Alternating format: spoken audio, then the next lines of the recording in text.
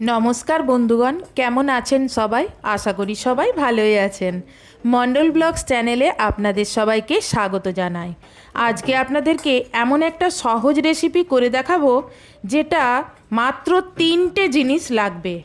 তার এই যে জিনিসটা তৈরি হবে এটা এত সফট এবং এত ডিলিশিয়াস এবং ট্র্যাডিশনাল, যেটা আমাদের ওয়েস্ট বেঙ্গলে হয়ে থাকে। দেখুন কত সহজ এই রেসিপিটা। ঘরের 3টে সামান্য জিনিস দিয়েই এটা বানানো হয়ে যাবে। এতে কোনো তেল ব্যবহার হবে না, তেল একটুও কিন্তু এতে আমি ইউজ করব না। দেখুন প্রথমে এখানে আমি 1 কেজি দই নিয়েছি। সেই দইটা আমি প্যাকেট থেকে বের করে নিলাম। মানে একটা প্রথমে গামলার উপরে জালি রেখেছি, তার উপরে একটা পাতলা মসলিন একটা কাপড় রেখেছি, তার উপরে দইটা দিয়ে দিলাম। দিয়ে এটাকে একটা গিঁট বেঁধে এর উপরে একটা ভারী জিনিস দিয়ে এটা 1 ঘন্টা 2 ঘন্টা লেগে যাবে। এর জলটা পুরোপুরি বের করে দিতে হবে এই দইয়ের। তারপরে এর প্রিপারেশনটা তৈরি করা যাবে। দইয়ের মধ্যে বেশি জল থাকলে চলবে না। দইটাকে মোটামুটি দইয়ের জলটাকে মোটামুটি ছেঁকে নিতে হবে। এবার এখানে আমি 2টো হিমসাগর আম নিয়েছি। আপনারা যদি খুব ভালো বড় টাইপের আম হয়, মানে আঁঠিটা একেবারে পাতলা, শাঁসটা যদি বেশি পান, বড় আম হলে একটা নিয়ে নেবেন 1 কেজিতে। আর আমার এখানে ছোট ছোট 2টো হিমসাগর আম নিয়েছি, একেবারেই এগুলো ছোট ছিল। দেখুন না, এর শাঁসগুলো বের করেছি, মাত্র এইটুকু একটা ছোট গ্রাইন্ডারে এইটুকু হয়েছে। দাঁড়ান, এটা আমি পিষে নিয়ে আসি। দেখুন একদম ফাইন পেস্ট করবেন, কারণ এই আমের মধ্যে সরু সরু চুলের মতন কিছু থাকে। না হলে আপনি পিষার পরে ছাঁকনি দিয়েও ছেঁকে নিতে পারেন। আমি যেইভাবে পিষেছি এতে আমাকে আর ছাঁকার দরকার হয় না। দেখুন আমার মোটামুটি জলটা ছেঁকে নিয়েছি। দেখুন কত আমার দই থেকে 1 গামলা মতন জল বেরিয়েছে।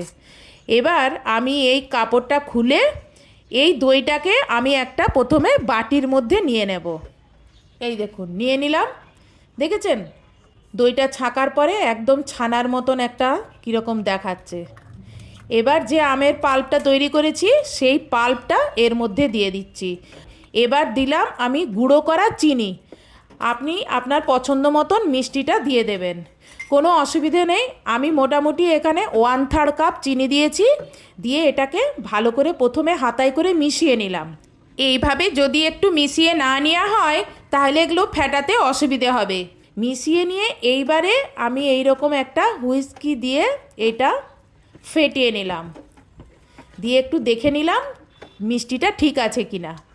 যদি না থাকে এই সময় আপনি আরেকবার চিনিটা দিয়ে দেবেন। দেখুন আমার ফেটানো হয়ে গেছে। এবার এইরকম একটা অ্যালুমিনিয়ামের বাটি হোক, স্টিলের বাটি হোক, যাই হোক, আপনার খোলা একটা পাত্র লাগবে।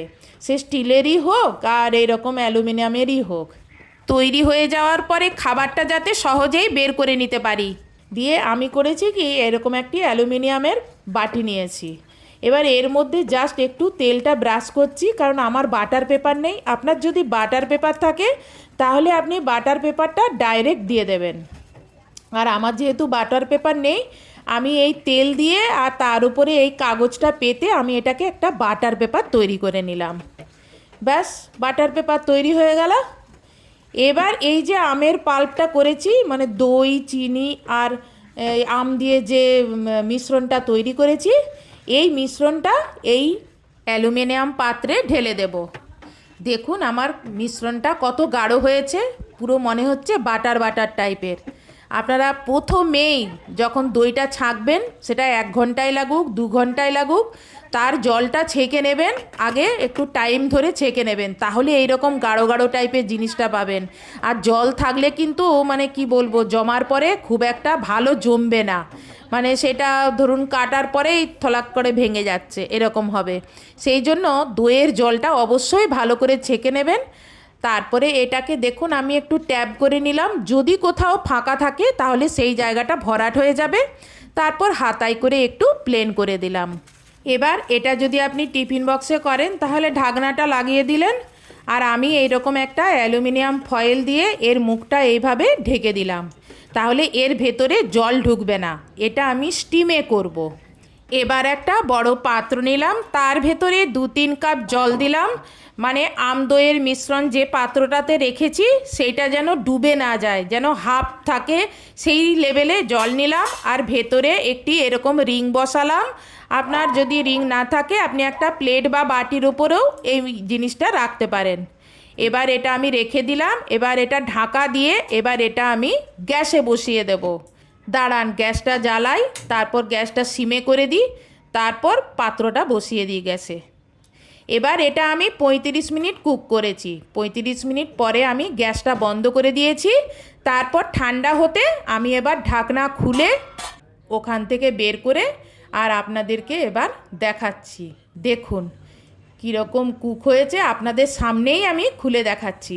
আর এটা খেতে এত টেস্টি, আপনাকে কি বলবো, যে মানে মুখে দেওয়া মাত্রই মিলিয়ে যাচ্ছে, এত সুন্দর হয়েছে।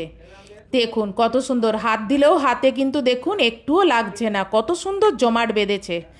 দিয়ে এবার এর ওপরে একটা এরকম প্লেট রেখে এটা উল্টে দেন আর ওপরটা একটু ট্যাপ করে দেন, দেখবেন এখান থেকে মিশ্রণটা সহজেই বেরিয়ে গেছে। এই দেখুন, এবার এখান থেকে কাগজটা সরিয়ে নিলেই তৈরি হয়ে যাবে আমদই ভাপা। এবার এটা ঠান্ডা ঠান্ডা পরিবেশন করুন। দেখলেন তো কত সহজ এই রেসিপিটা তৈরি করা। ঘরে সামান্য 3টে জিনিস দিয়েই এত সুন্দর জিনিসটা বানিয়েছি। এটা আমাদের ওয়েস্ট বেঙ্গলেই বেশি প্রচলিত। এখন আমের সিজন চলছে, একঘেয়েমি শুধু আম না খেয়ে একবার দই আর আম দিয়ে এই রেসিপিটা তৈরি করে খেয়ে দেখুন তো কত সুন্দর। এটা খেলে মুখের মধ্যে মিলিয়ে যায় আর এত সুন্দর টেস্ট, মনে হবে যেন বারে বারে খাই। দেখুন এখান থেকে তুলে প্লেটে রাখলাম, এটা কিন্তু ভেঙে যায়নি, আমার কত সুন্দর জমাট বেঁধেছে। একবার আপনারাও এইভাবে বানিয়ে খেয়ে দেখুন, কী দারুণ খেতে, কী অপূর্ব এর টেস্ট। এই ভিডিওটা আপনারা কে কোথা থেকে দেখছেন যদি কমেন্টসে কমেন্ট করে জানান, তাহলে আপনাকে আমার ধন্যবাদ জানাতে সুবিধা হবে। আজকের এই ভিডিওটা যদি ভালো লেগে থাকে তাহলে ভিডিওতে লাইক, কমেন্টস এবং শেয়ার করবেন। আর চ্যানেলে যদি নতুন হন তাহলে চ্যানেলটি সাবস্ক্রাইব করবেন। ফেসবুক থেকে যদি দেখে থাকেন তাহলে ফেসবুকটি ফলো করবেন।